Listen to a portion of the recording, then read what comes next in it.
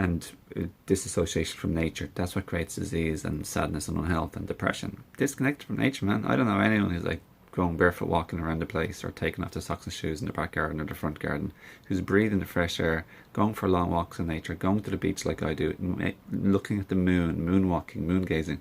Yeah, the moonwalking dance. Having fun being, you gotta have fun and be happy like I do when you're in tune with nature. Not only from the food perspective, but definitely from the just being in nature. Touching a tree, saying, talking to the plants, admiring the beauty of a flower, stopping to pause and being mesmerized by the fire or the ocean or the horizon, the beach, the waves. That's what I do. I do all this stuff. I collect wood at the beach, like driftwood, and I bring it back in the car, and I light fires, like in my front garden, in my garden, you know.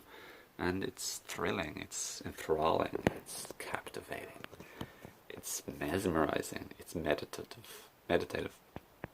It's just beautiful. It's food for my soul, 100%. Oh my goodness.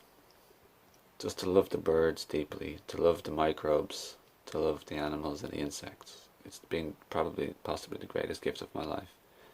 It's not only that, but I also love humans. Humans aren't exactly nature because we're so far removed from nature, but we are a part of nature. And ultimately, deep down, we are nature too. And it's only because we are nature that when we get removed from nature, when we remove ourselves, or being programmed or like made into a habit through the media and through life as it is, it's only because we are nature that we get sick when we're not in nature enough and we're removed from nature and we don't feel connected and in love with nature. That's why we get sick, because we are nature. Like if we were an unnatural thing or a building or a metal beam and we weren't in nature, we wouldn't get sick because we're not nature. But we belong to Mother Earth Gaia, my friends. We are sustained, fed and homed by Mother Earth Gaia and the sun and all of Gaia's elements.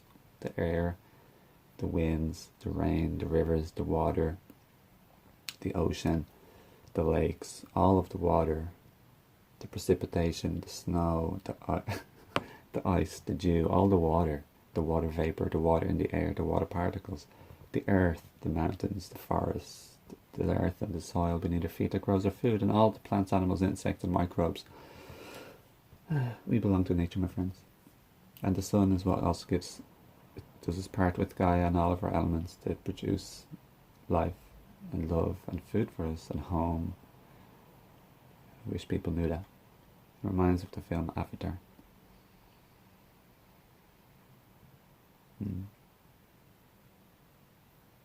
I just love the sun so much. It just makes me feel so happy.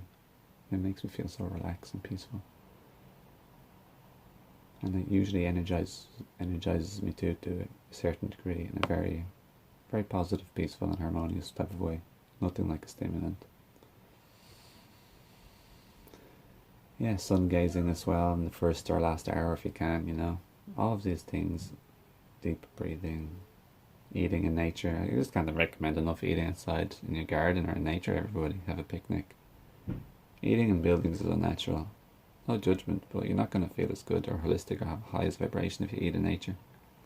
As well as connecting to and appreciating the plants and Gaia and the sun and the elements and the microbes and the insects and the animals and humans that play their part in your food.